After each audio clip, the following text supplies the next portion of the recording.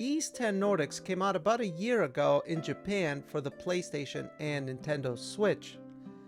The localization process for the Western release was rumored to take about a year, and we have a release date, October 25th. In this video, we're going to take a look at the PC port of the game, thanks to a demo on Steam by NIS America. As much as I love my JRPGs, the PC ports can kind of be horrific sometimes from an optimization perspective and PC-specific options. Well, after having spent some time with this demo, I can happily report that the PC port is actually quite good.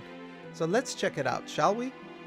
Now for this video, we're going to focus on 4K, and we're using some pretty high-end hardware, RTX 4090 and Ryzen 7800 X3D, but the game is very scalable and will run on much weaker hardware, no problem. That includes a Steam Deck, by the way. Now the game does lack modern features like DLSS or FSR, but again, it is quite easy to run. But if we look at the PC options menu here, we have a lot of stuff, guys, including HDR, by the way, which even though I can't show, it actually works brilliantly. And it's also worth mentioning that the game actually supports ultra-wide aspect ratio. Here it is running on a 3440 by 1440 ultra-wide display. And it's not half-assed either. The UI scales properly, like it should.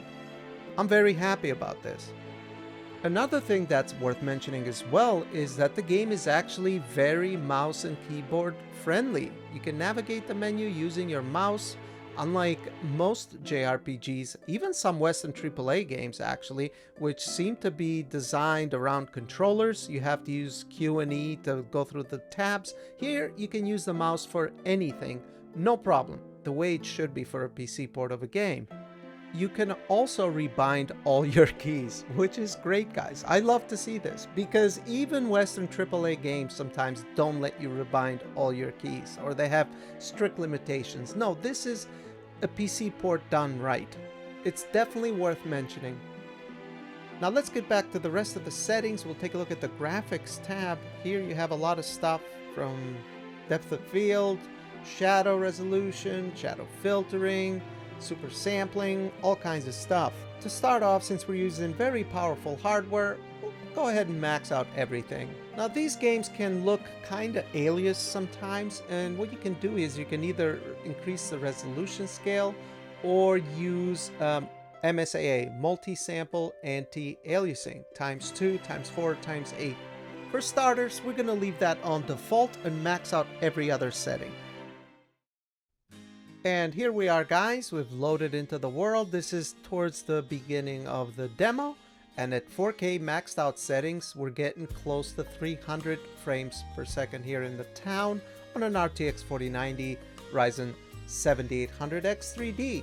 Now right away, the game seems to run pretty well. I don't see any stutters or anything like that, which is great. And we have a ton of performance on the table.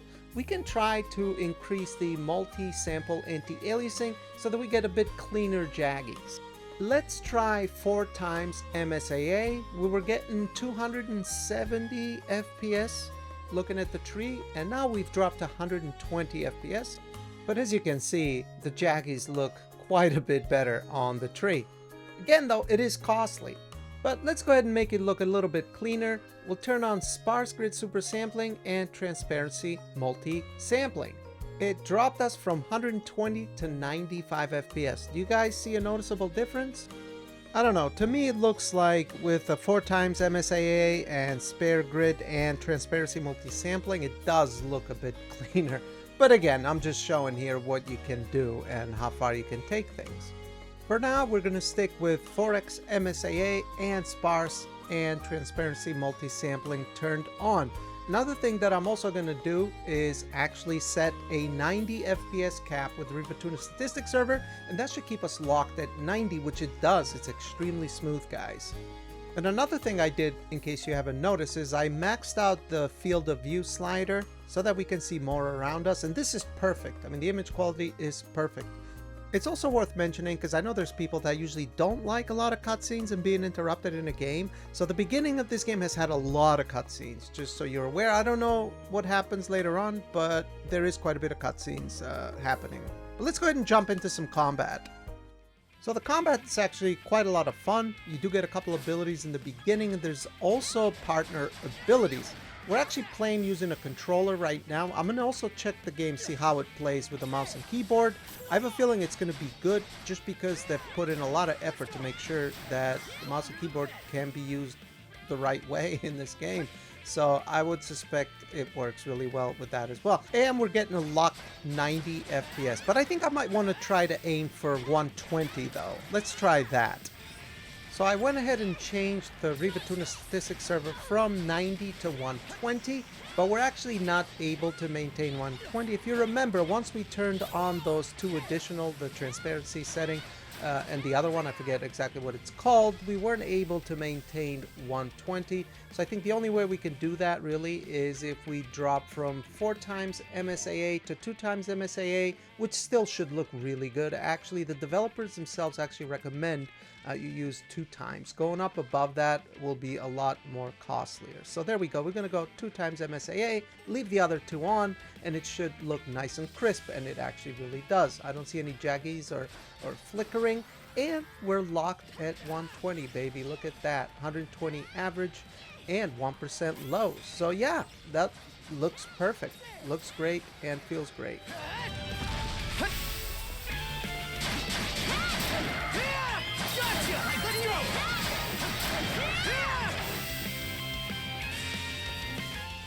Anyway though, before we wrap up the video, I want to go and try playing the game with the mouse and keyboard, and I'll share my thoughts. I think any good PC port, PC game should play very well with a mouse and keyboard. It only makes sense. So let's go ahead and make our way inside that tower and try mouse and keyboard.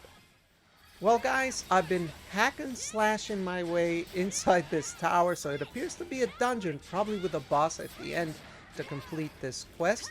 And I have to say, it actually plays extremely well with a mouse and keyboard. As a matter of fact, I actually like it better than using a controller. Usually with these type of games, I always tend to use a controller, but this actually works extremely well with a mouse and a keyboard.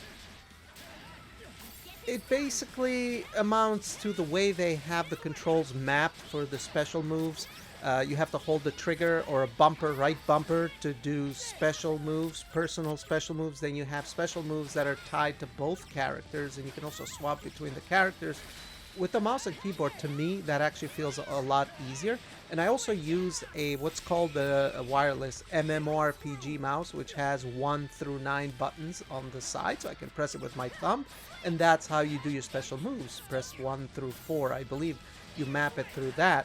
And you hold the right mouse button to do these special moves. So it's a lot easier than having to hold the right bumper. Sometimes you have to hold the right trigger. I like it. I think the game plays extremely well. Well, there we go, guys. Boss time. There it is. So, yeah, I guess to wrap up my thoughts, man, this is a very good PC port. I mean, it feels like a proper PC game. They have ultra-wide support. You can remap all your keys. There's a lot of options in the menu. It runs smooth, right? As you can see, we locked the frame rate to 120. We're averaging 120, and we're at 120 FPS for 1% lows. That is really good.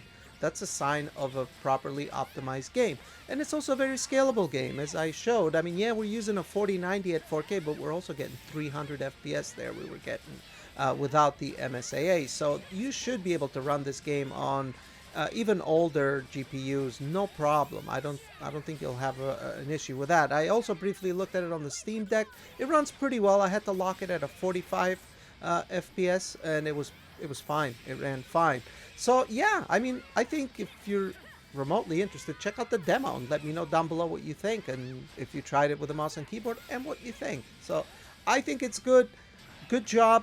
I think it deserves commending, because sometimes we see half-assed PC port, especially with JRPGs, so this is good. Good job, NIS America.